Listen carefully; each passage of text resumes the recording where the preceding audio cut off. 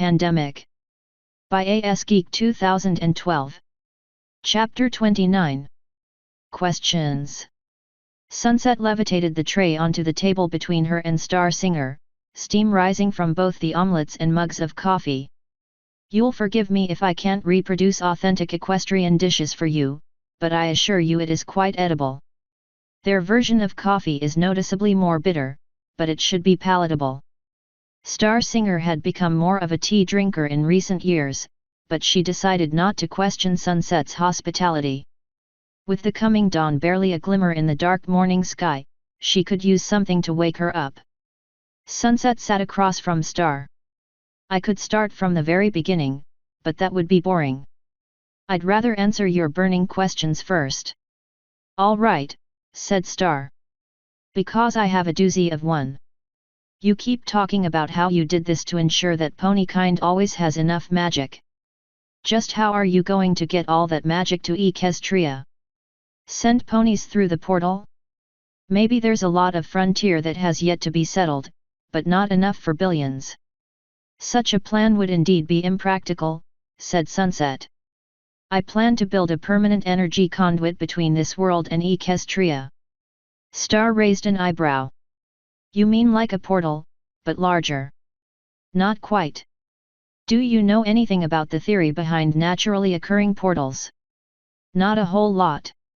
Star Swirl the Bearded postulated the existence of a multitude of universes, and that there is a single source of all magic, Sunset explained. When these connections overlap, they can temporarily bridge two universes. In my research to create an artificial portal, I proved Star Swirl correct. I intend to carry this further, to create a conduit similar to the one that links a universe to the source, except between two universes to allow them to share magical energy freely. Star paused halfway through chewing. That's a lot of energy. Energy would flow between the worlds only as needed. I don't mean that, Star said.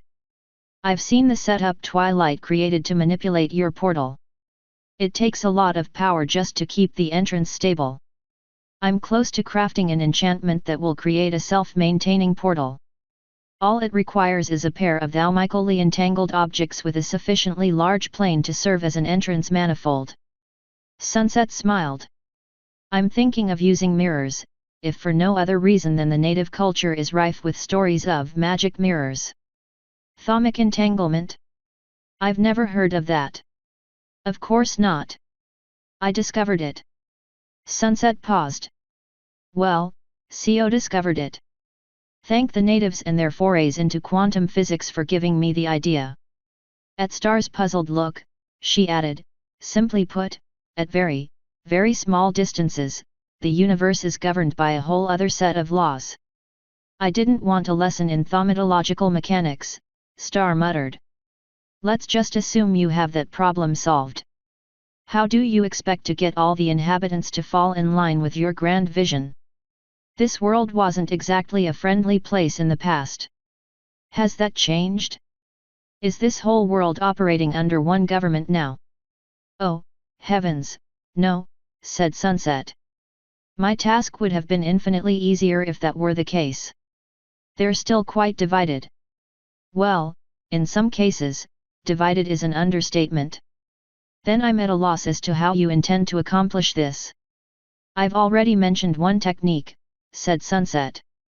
Keeping the natives calm during the transition. Once they're ponies, it will seem natural to them. It's a side effect of changing the morphic resonance. If your resonance says you're supposed to be a pony, you're a pony, period. But that's not enough, is it? Said Star. No, it's just a start, said Sunset.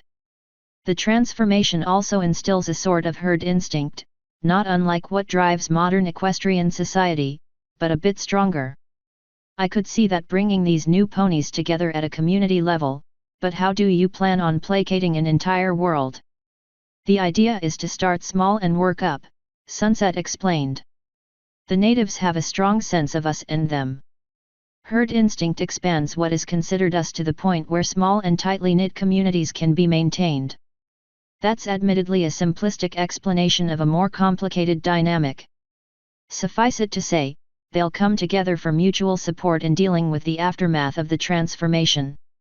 They'll see more of what they have in common rather than their differences. Okay, Star said in an uncertain voice. What happens when the us of one community becomes the them of the other community? The two main driving forces of conflict among the natives are competition for resources and conflicting ideologies, Sunset explained. As ponies, they'll have exactly two resources that they will care about at first, and that's food and water. Most of the other resources they squabble over feed their enormous monetary systems and industry, things that will be quite useless to them as ponies, at least at first. I've skewed the initial generation more heavily towards Earth ponies and Pegasi to help make this possible. Unicorns will admittedly play more of a support role at first.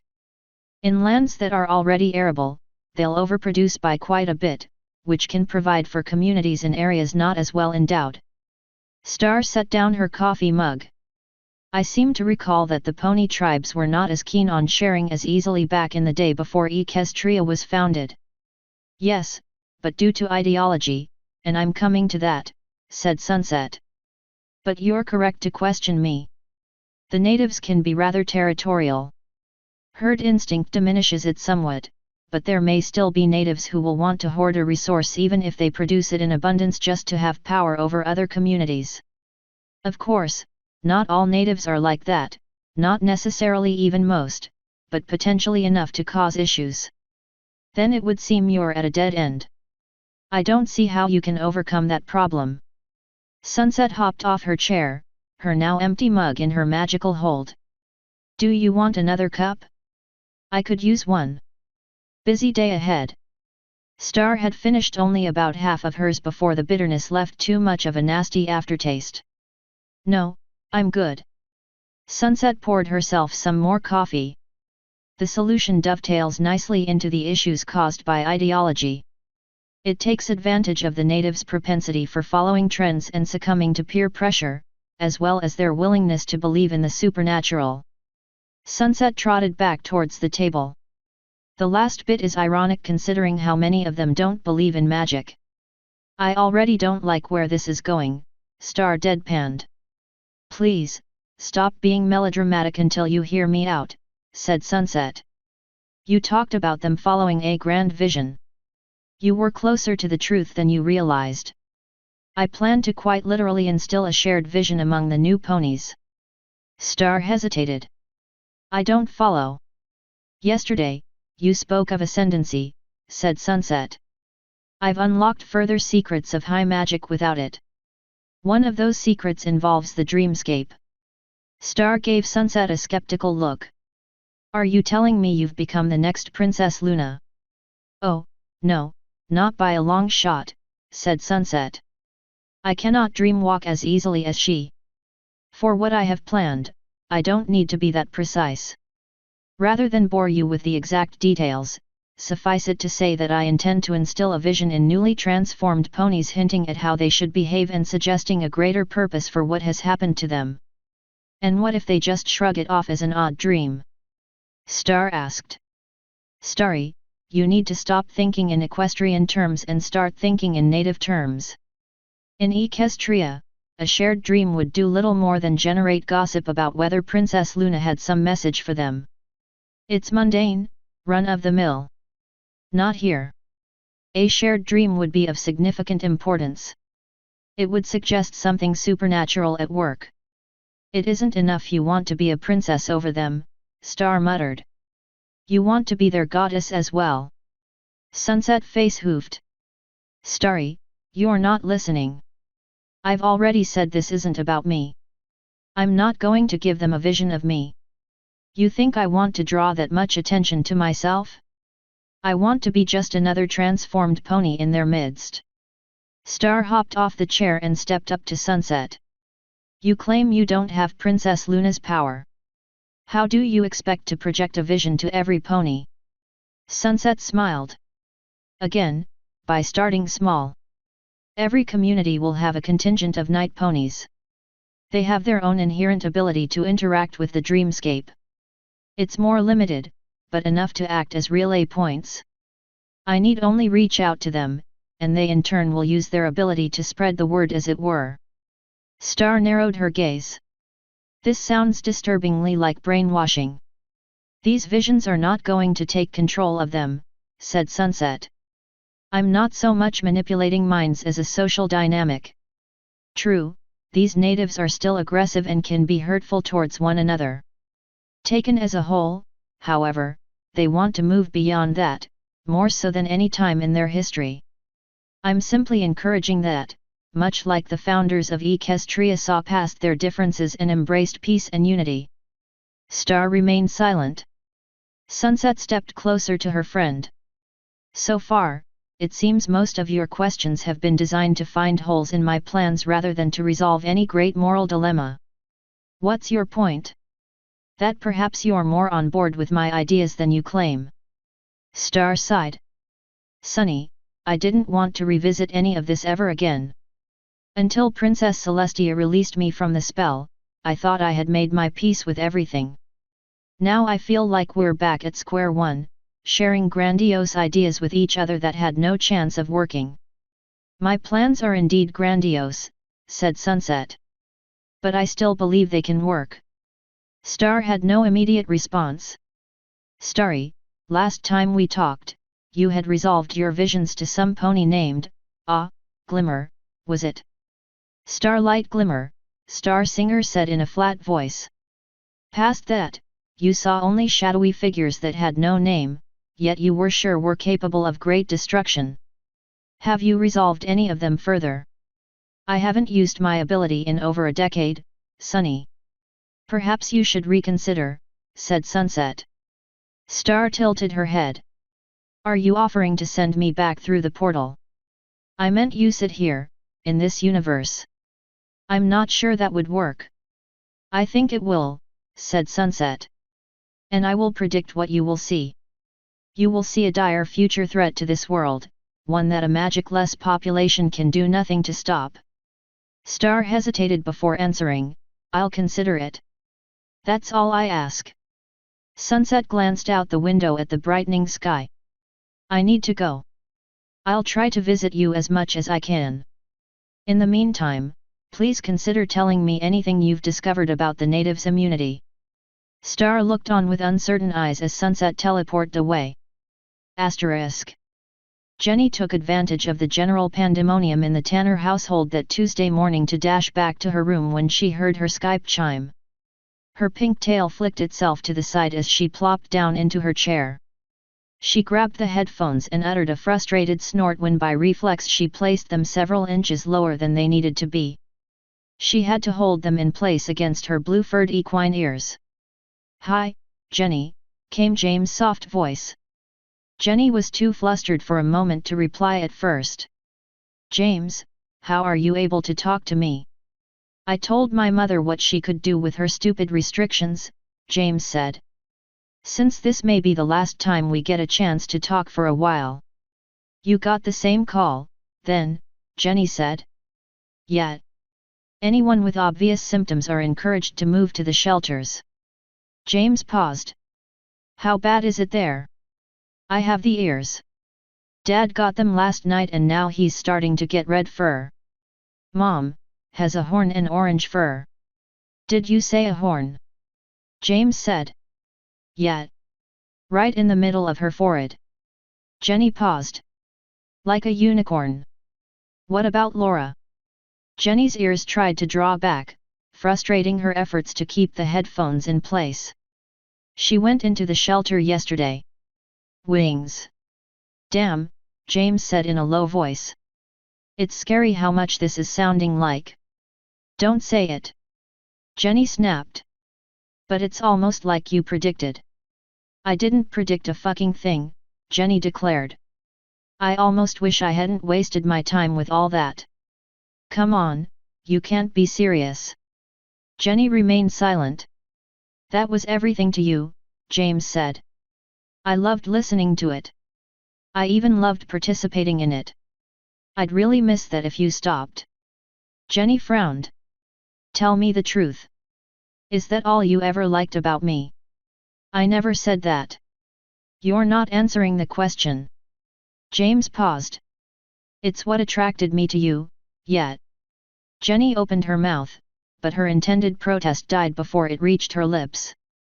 She couldn't see herself telling him that there was more to her than that, as she couldn't see it herself. Sorry to disappoint. I do like you, Jenny, said James. I think you're a very spirited filly. Jenny blinked. What? I meant girl, James stammered. Sorry. I've been doing that sometimes ever since the fur started to come in. Well, stop it, Jenny snapped. I don't need to be reminded I'm becoming a stupid horse. But maybe it's more than that. Horses don't have horns or wings. I don't have either of those. Do you? Well, no. Jenny halted that line of thought immediately, that having her fantasies become reality might at least be interesting if she were something other than a brightly colored pony. That would have meant being jealous of horns or wings, which played into the whole perception of her being a self-centered brat. Maybe it doesn't matter, James said, maybe there's something special about not having either of those. You're talking nonsense, said Jenny, though her conviction was weak. I'm just worried about you, that's all. Jenny clenched her teeth. What was he really worried about? That he'd never be entertained by her again? She wanted his affection, but what was the price? Jenny! Came her mother's voice from the hall. Jenny jerked her head around as her mother appeared at the door. Her eyes glistened as she beheld her mother's horn. A thin spiral design circled its tapering length, exactly what she would have expected from a unicorn straight out of a fantasy. Her mind vacillated between seeing it as an alien mutation and accepting it as perfectly natural. Jenny, what are you doing? Sarah said. Jenny muted the call.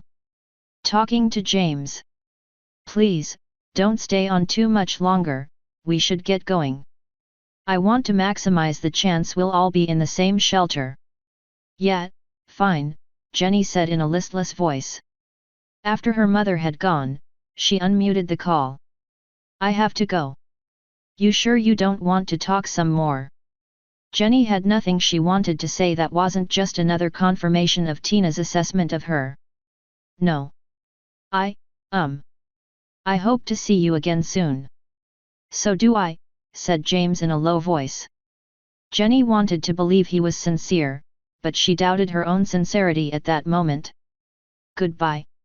She disconnected the call and threw her headphones, intending them to land on the desk, but they sailed well past it and landed on the floor near the window. She touched one of her ears. When she had got up that morning, she wasn't sure what she was. Now she wasn't sure who she was, either. Asterisk. Laura's slow rise out of deep slumber came with an odd cacophony about her which surely was part of some lingering fragment of a dream, soon overshadowed by stiffness and soreness. She had struggled to find a comfortable position in which to sleep, as used to sleeping on her side or back as she was. Laura groaned and rolled over onto her stomach, wincing as her wings tried to stretch. Her left wing faltered, feeling like a dead weight and all pins and needles. As she awoke further, she became more aware of the strange noises around her, sounding a bit like blocks of wood banging together. She tried to push herself up and draw her feet under her, but they kept getting tangled in the bedroll. She tried to wriggle them free, but nothing responded to her mental commands past her ankles. As she became more frantic in her groggy state, she heard another odd clopping noise right next to her, and hands touched her sides.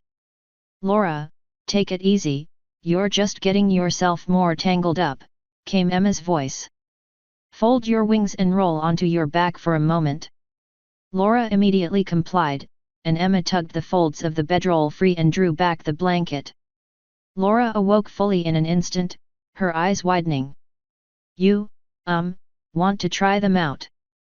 Emma suggested. Laura moved her legs back and forth slightly, and her hooves moved with them. She blinked rapidly as if still trying to rewire her conscious mind to this new reality. The ankles were higher on her leg than they should be, yet she could flex them, and the hooves complied. They're not too bad once you get used to them, said Emma, shifting one of her own hooves slightly forward. Laura nodded slowly and let Emma help her up. She teetered for a moment, another set of hands reaching out to steady her, arriving on the quick beat of hooves against wood flooring. "Hey, not bad for your first time," said Sadie with a smile. Laura glanced from one helper to the other and smiled faintly. She glanced down and saw Sadie standing on her own set of hooves. Did this happen to everyone? Emma glanced around. Just about. Laura looked around. At least a dozen other people were walking about on hooves, all managing to stay balanced despite being hunched over. Their tails lifted behind them, as if in an attempt to compensate. Laura glanced down at herself. Her nightgown, which had fit her reasonably well the night before, now already felt loose. Fur had reached up around her torso, and her breasts felt like they had shrunk.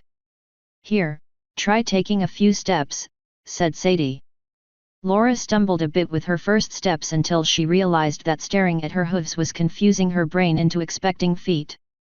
As with the wings, it seemed her body had been rewired to accommodate, and she had to just give in to that instinct. After a few minutes, she was able to stand on her own, her tail lifting to balance her. "I think I got it." Her gaze had drifted to the side, and her eyes now widened in shock. "Oh my God, what?" Emma followed Laura's gaze. "You noticed Josie, too, hey?" Laura stared at the purple-haired, midnight blue-furred girl still sleeping in a bedroll a few spots down. "I think she was brought in overnight," said Emma. The girl was about at the same state as Laura, though her ears were slightly larger and had tufts of fur at the tips. She had wings, but instead of feathered, they were more bat-like in appearance. "She's the only one like that so far," said Sadie. "I was awake when she arrived. She stayed up all night and only went to sleep right before dawn. I overheard one of the physicians saying something about her acting nocturnal ever since her ears came in." Laura was about to comment when she caught a weak flicker of light out of the corner of her eye, followed by a yelp and a cry of "What are you doing?" trying to set fire to the place. "I didn't do anything," cried a plaintive voice in return. "I don't know where those sparks came from." "Kelly, they came from your horn." Several shocked physicians suddenly converged on the hapless girl. "Please, everyone, step back." "But what did I do?" the girl cried in confusion. "I better get over there and help calm things down," said Sadie. Laura watched her go. "Emma, this has to mean something." "Why are you so sure of that?" Emma asked. "Because of these," Laura said as she stretched her wings to their full extent. "They seem so natural now. You said yesterday that they might even work. Why shouldn't they work? Why shouldn't we be able to use them?" Either Laura had not realized how loudly she was speaking, or she had underestimated the hearing ability of pony ears. Several other winged women looked in her direction with a mix of bemusement and interest. "As much as I agree with you, Laura, what has you so adamant about it?" Emma asked. "I don't know," Laura admitted. "I just want to understand, and I feel like this is the way to go about it. What's the point in lamenting about what's happening? It's happening, and we have to deal with it." She paused before adding in a lower voice, "It's the responsible thing to do." As Laura spoke, one of the women from the other group approached, moving slowly on her newly minted hooves, her white feathered wings spreading out to help balance her. "You said your name was Laura?" the woman asked. Laura nodded. "Yes, that's me. I'm Joan. Sorry to be so forward, but, well, I noticed some of your feathers are a bit crooked on your left wing. I made the mistake of sleeping on my side. I've done some rehabilitation work with birds," said Joan. "I'd be happy to help you with it." She paused. "And maybe you can talk to my friends and I more about what you just said." "Oh, well," Laura said in a faltering voice. "I don't know if I have much more to say about it." Joan's tail swished. "Still, it would help to just talk. We're still weirded out by a lot of this." Laura slowly smiled. "Sure, okay. Asterisk. After breaking camp, Twilight and Starlight set out towards the northeast until they came to the edge of a ridge. Twilight lifted a forehoof and pointed into the distance. There. That's our destination. Starlight shielded her eyes from the morning sun as she peered. The ridge dropped off into a valley, another winding road following its contours. Beyond another, more low-lying ridge sprawled a settlement, a narrow band of civilization stretching north and south. It clung to a road that bisected the town, the same road that Twilight had spotted from the air the night before. Okay, said Starlight. It's not that impressive. It's bigger than Ponyville, said Twilight. That's not saying much. Starlight levitated a set of binoculars and held them to her eyes. Wouldn't it be better if we found a seat of government? How do we know that isn't one? Starlight swept her magnified gaze over the town. I'm not seeing anything like castles or palaces. Or for that matter, anything like the government buildings from their imperial period. Then we can locate their town hall, said Twilight. I don't like going through the most densely populated part of the town, but... Wait a minute. Starlight's horn glowed as she cast a spell to augment the magnifying power of the binoculars. I may have found something. It's still not tremendously impressive, but it does have a spire, and it looks different from all the other buildings. Let me see. Twilight swapped positions with Starlight. Oh, yes, that might be it. It's even got a symbol atop the spire. Are there any other buildings that have that symbol? Starlight took back the binoculars and slowly swept the rest of the town. Not that I can see. There is something very vaguely familiar about that symbol, but I don't recall where I saw it in the old accounts I read of contact during that time. But that it was there at all means it might be of some importance, like the symbols the nobles in Canterlot used to signify their family associations. Only problem is, it's way on the other side of town. Starlight turned to Twilight. How do you want me to play this? You want me to zap whatever natives see us first once we're there?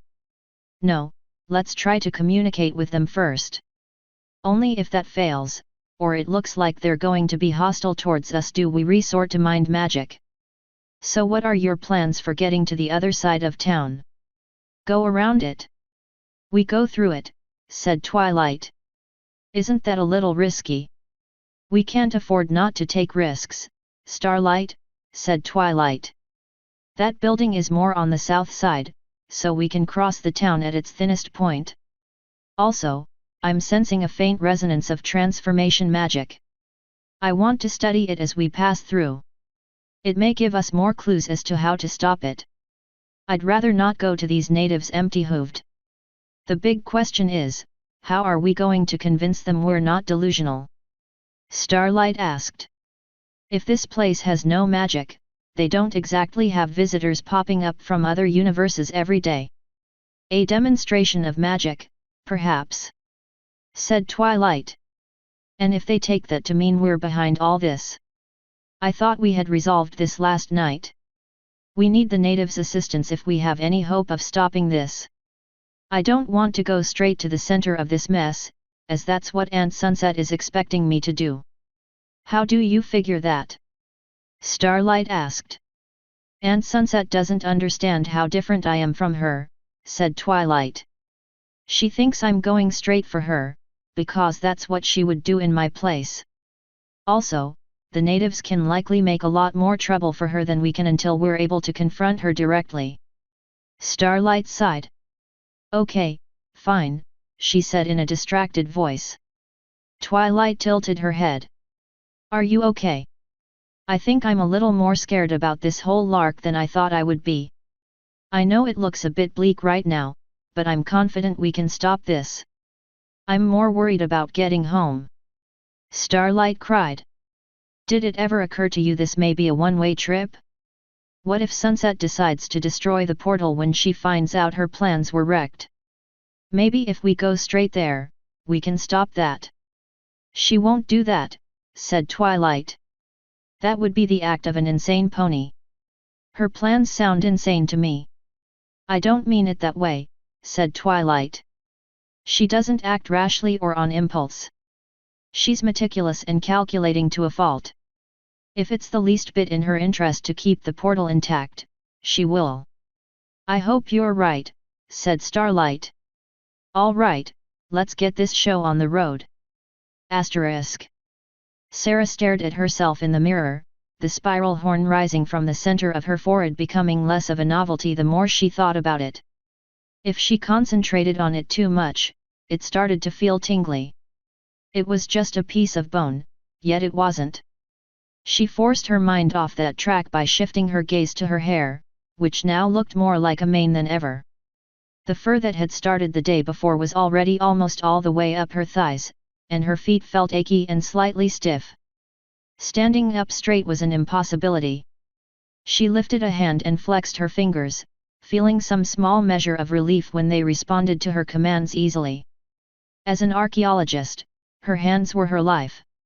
Whether they held the tools of her trade or touched the ground directly, they needed to work delicately, extracting artifacts that could crumble or crack if not handled with the utmost care. How was she expected to do that with hooves?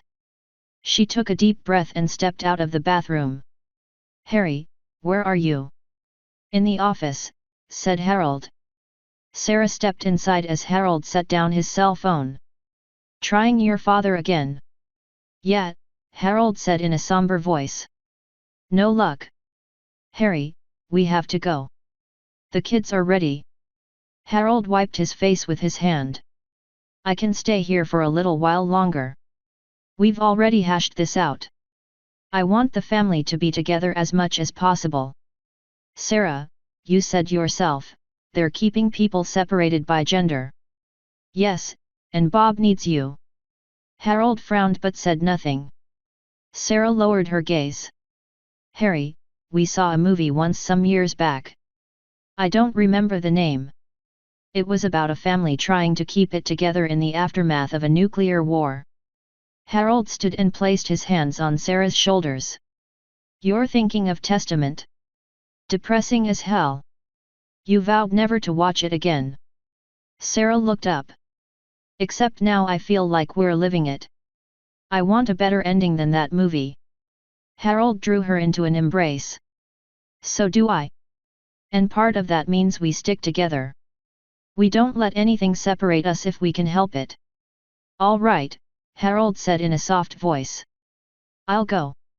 I just hope we can trust Eileen not to burn the damn place down. We don't have any choice in the matter, said Sarah. We have to trust her that far. And to be honest, the house is the least of my worries. Have you talked to Laura yet? Harold asked as they headed out of his office. Sarah shook her head. I wanted to make sure she was awake. I'm going to call her while we're on our way to the shelter. I just wish the high school had not filled up already. She saw Eileen standing at the end of the hallway. Eileen, make sure you pay attention to the first item on that list I gave you, Anne. Eileen met them halfway. Sis, can I talk to you?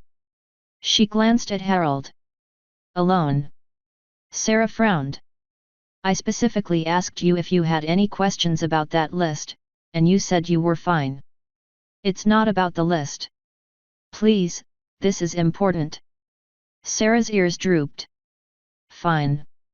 Harry, go see to the kids, please. Eileen, this way. She marched crisply into her office at least as much as her stooped posture and stiff feet would allow and turned around to face her sister. Make this quick. Eileen closed the door behind them. Her gaze lingered on Sarah's horn for a moment.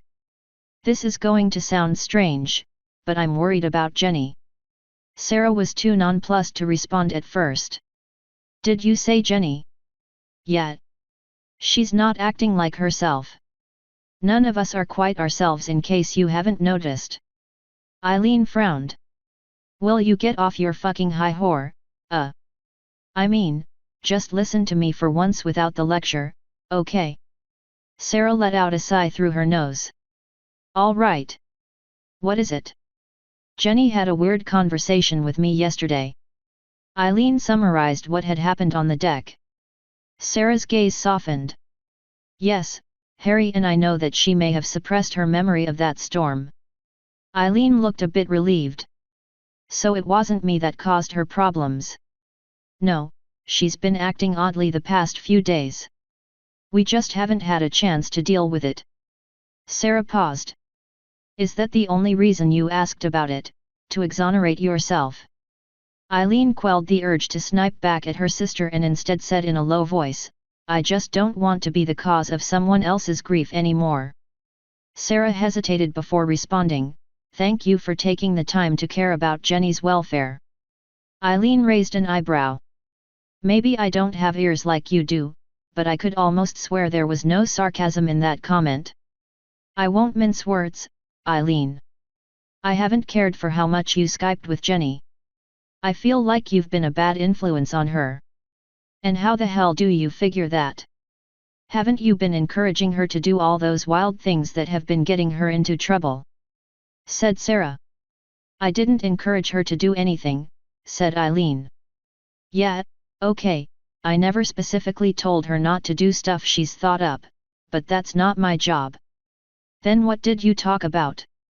Sarah asked, perplexed. Eileen grinned. Jenny did most of the talking. She loves to talk about her fantasies. Well, she used to, anyway. What, you thought all this time I was telling her to do crazy stuff? Well, maybe not told her specifically, but surely you encouraged her. Not once, Eileen declared. Most of the time, she told me about it after the fact. Even if it was my place to talk her down, she never gave me the chance. She just wanted someone to listen to her. Look, sis, I'll take my lumps for anything I've done, God knows I've earned plenty of those, but I won't take them for something I didn't do. So why did she turn to you? Sarah asked. Eileen shrugged. She never told me. I wondered why she didn't just tell you and Harry about this stuff, but I never asked her. Sarah nodded slowly, her eyes distant. Look, I know it sounds like I keep asking for stuff, but can I see Bob one more time before you all go? Eileen asked softly. Maybe he wants me to fuck off, but I want him to at least know I care about what happens to him. Yes, go ahead, Sarah said in a strained voice. Eileen gave her sister an odd look before heading out of the office. Asterisk. Hey, Bob. Bob let out a sigh of relief when he heard Tina's voice. I wasn't sure I'd reach you. You caught me just in time, we going to be leaving inside an hour, said Tina. How are your parents doing? They're freaking out a bit, said Tina in a low voice. They only started getting the hair this past Friday and now they have tails and ears. I have sea green hair, Bob said in a level voice. Started yesterday, and it's already complete. Mine's cornflower yellow. Just started this morning. I can freaking see the hairs turning color if I stare at it long enough in the mirror. Bob leaned back in his chair. Damn it, this is accelerating. I don't think we'll get to the end of the week without fully transforming. Tina snorted. Well, you're a ray of sunshine this morning, aren't you? I'm sorry, said Bob. I wouldn't be so upset if I didn't have to deal with my mother, too. Your mother? Tina said in a confused voice. I thought you got along with her. You said you were interested in her archaeological work, Anne. She's not my mother, she's my aunt, said Bob in a flat voice. Tina paused. Okay. Boy, there must be a story behind that. I wish I had time to tell you, but we're all heading to the shelter at the middle school. Shit, we're going to one of the grammar schools about a few blocks from there. Tina paused. I would have preferred to be in the same one as you. Just to have a friend nearby, you know. Despite the circumstances, he blushed mildly at her obvious interest in him. They probably would separate us by gender anyway. So much for our plans to help everyone else, Tina said. At least my ankle's been healing faster than they told me it would. It's almost as good as new. She paused. I suppose that's good if I have to deal with hooves. Bob had managed to keep himself calm through this crisis, but that had hinged on a silent insistence that something logical had to be behind it. As things made less sense first by the day and now by the hour, he had little reserves to draw on. All the scientific knowledge he was quietly proud to have accumulated over the years was failing him. "Hey, I wanted to ask you something," Tina said. "Laura's wings. You, think they might work?" Bob hesitated. "Work? She can move them, if that's what you mean." "I mean, do you think she could fly?"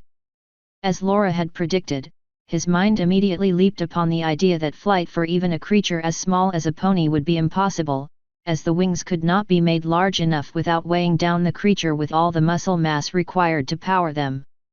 Logic dictated it was impossible, an insurmountable problem in normal Earth gravity and atmospheric pressure. He should be as sure of that as he was of his own name. "I don't know," Bob said in a hollow voice. "Why?" "My upper back aches a bit," said Tina. "Thought maybe I had something to look forward to." "Someone will stop this," Bob declared. "Someone will figure it out. Someone always figures out stuff like this. Yeah, just maybe not in time for us." Tina sighed. "Listen to me, I'm supposed to be the upbeat one." "It's okay, this is hard on every." Bob was interrupted by a soft knock as his door. "Hey, can I talk to you before you go?" came Eileen's tentative voice. Bob frowned, though his expression softened almost at once. He lowered the phone. "Just a minute." He raised the phone again. "I have to go." "Keep in touch, Bob," said Tina, her voice almost a plea. "At least as long as you can." "I'll try," said Bob. "I, hope to see you again soon." "So do I." Bob couldn't bring himself say goodbye. He simply hung up and set the phone aside. "Come in." Eileen opened the door and paused at the threshold before fully stepping inside. "So, you're going with the rest of them? They want everyone with symptoms to head to the shelters. They can't force you, can they?"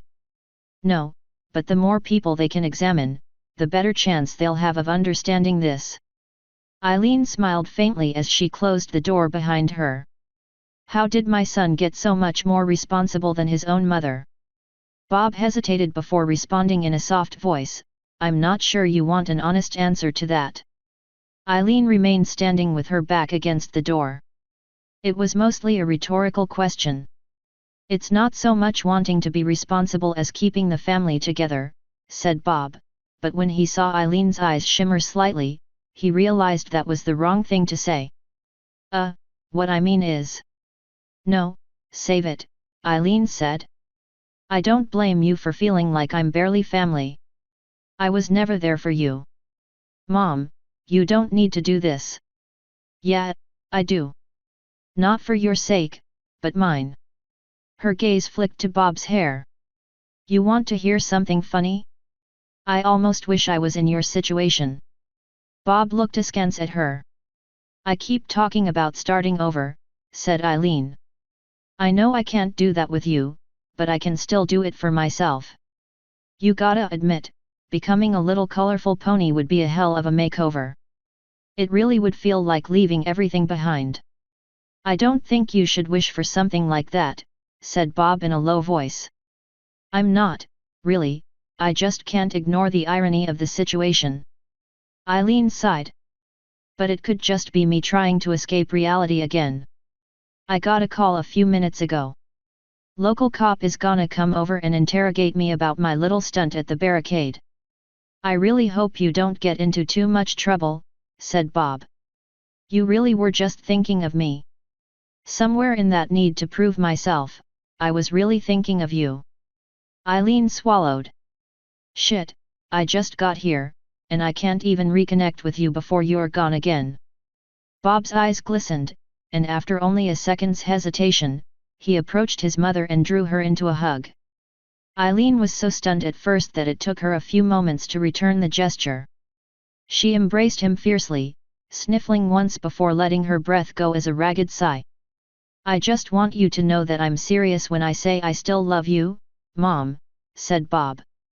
Eileen squeezed her eyes shut when tears threatened to leak from them. She quelled the urge to recriminate herself again so she could share this last moment with her son. Asterisk. While the lower elevations near the town were noticeably warmer than the slopes of the mountains, large snowdrifts still abounded, and meltwater ran in countless rivulets that soaked the already oversaturated ground. Ugh, this is awful, Starlight muttered as she glanced down at her muddy hooves. Can't we use some magic to dry out the ground a bit? I'm already maintaining illusion spells to hide my wings and our cutie marks in case we run into transformed natives, said Twilight. I don't want us to overtax ourselves in case we need to use magic in an emergency. I still have trouble believing the natives can't use magic. It's been very puzzling to me as well, said Twilight. This universe has a very strong thaumic field, perhaps more so than Equestria. I also get the sense it stretches on for a vast distance beyond this world.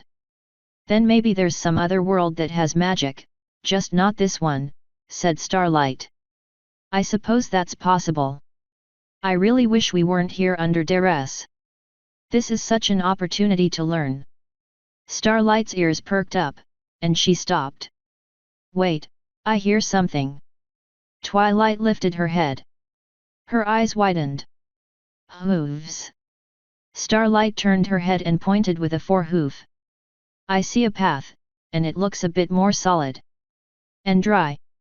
This could be a break for us. Twilight said excitedly. If there are natives who have been completely transformed, we may be able to blend in with them. Starlight looked doubtful as the hoofbeats grew louder. Those sound a lot heavier than normal. Not even Big Mac sounds quite like that, and he's the biggest stallion I know. All right, we play it safe, said Twilight. Let's get behind this tree until we can get a look at them. They took refuge behind a thick tree trunk. Starlight waited until the hoof falls were coming from the direction of the path before carefully taking a peek. Her mouth dropped open, and her pupils shrank to near pinpricks.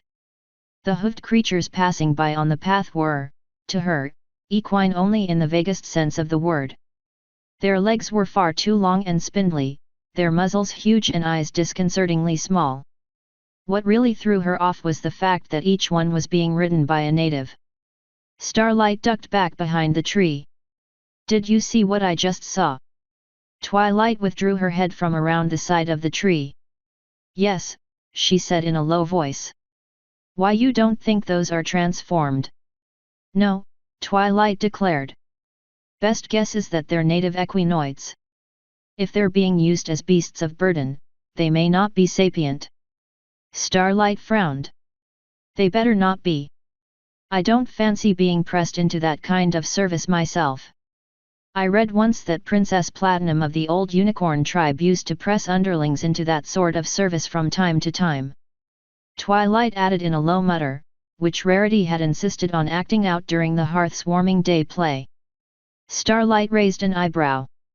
Right, not relevant, said Twilight. What is relevant is that they had no magic radiating from them at all. The natives riding them, however, is another story entirely. I didn't think to look if they were transforming. They weren't, yet they had faint amounts of transformation magic in them. So their transformation hadn't started yet.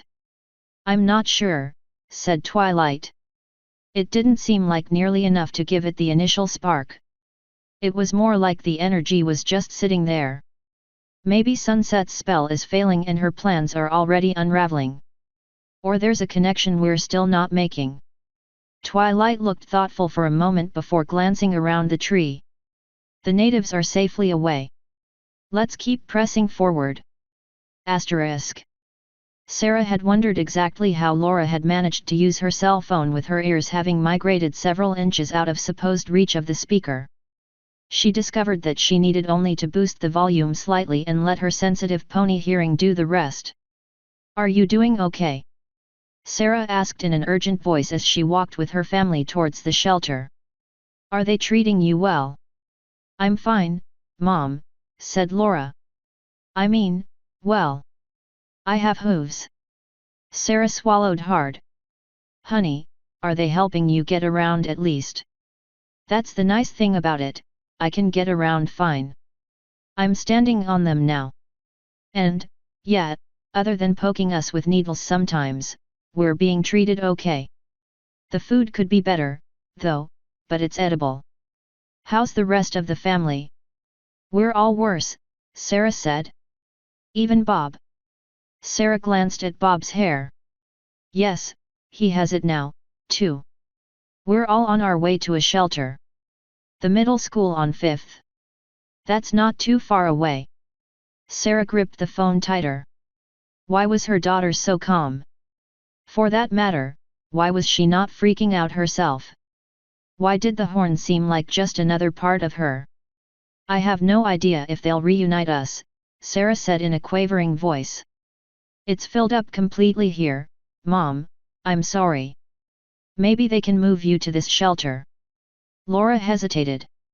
I've kinda made some friends here. I'd feel bad leaving them. But we're family, Laura. Mom, please, don't make me choose. Sarah took a deep breath and let it go as a ragged sigh. I'm sorry, I shouldn't have said it that way. I should be glad you're finding support. Yes, and I even found a woman who knows how to preen wings. Laura said. We think maybe we can actually use them, but, well, we're kinda afraid about how the people observing us are going to react. They got a bit spooked when some of us had sparks coming from their horns. Sarah's eyes widened. Wait, some of us? Did you get a horn in addition to? No, I didn't mean that. I don't know, I guess we've kind of started to become a tight group. It's close quarters in here. It's hard not to get to know every pony. Sarah didn't notice the pronoun change as she glanced forward. A line had formed at the entrance to the school. Almost everyone present had at least the equine ears. A few had wings or horns. One woman held a baby who couldn't have been more than a few months old.